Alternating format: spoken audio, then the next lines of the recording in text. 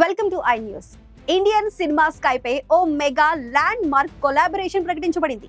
ఏ combination ఊహించుకుంటే అభిమానులకు goose bumps వస్తాయో అదే కాంబినేషన్ ఇప్పుడు సెట్ అయింది.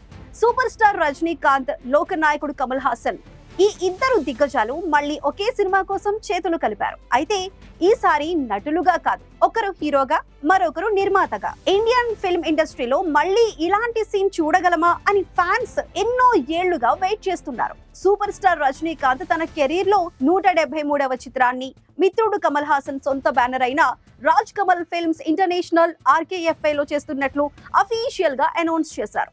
నిజానికి మొదట్లో వీరిద్దరి కాంబినేషన్ లో మల్టీ స్టారర్ మూవీ వస్తుందని బిగ్ టాక్ నడిచింది.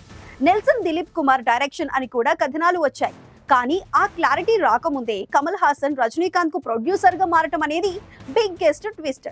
రాజ్ కమల్ ఫిల్మ్స్ 44 ఏళ్లు పూర్తి చేసుకున్న సందర్భంగా వచ్చిన ఈ ప్రకటన ఇండియన్ సినిమా హిస్టరీలో ఒక న్యూ చాప్టర్ ను తెరిచింది. మరి ఈ మెగా ప్రాజెక్ట్ ను హ్యాండిల్ చేస్తున్నది ఎవరు? ఆ బాధ్యతను అందుకున్నారు blockbuster director Sundar C. Rajinikanth Sundar C combination అంటే మనకు గుర్తొచ్చే క్లాసిక్ ఎంటర్టైనర్ అరుణాచలం.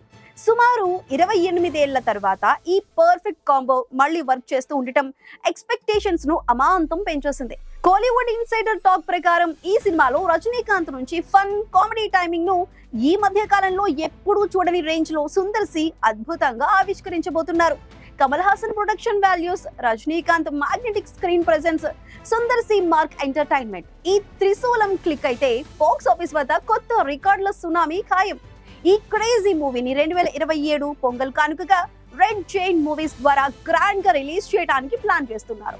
ఏదేమైనా ఇండియన్ సినిమాకు గర్వకారణమైన ఈ స్పెషల్ ఫ్రెండ్షిప్ కొలాబరేషన్ ఫ్యాన్స్ కు పండగే. మిగతా కాస్ట్ అండ్ క్రూ వివరాలు త్వరలోనే అనౌన్స్ అవుతాయి.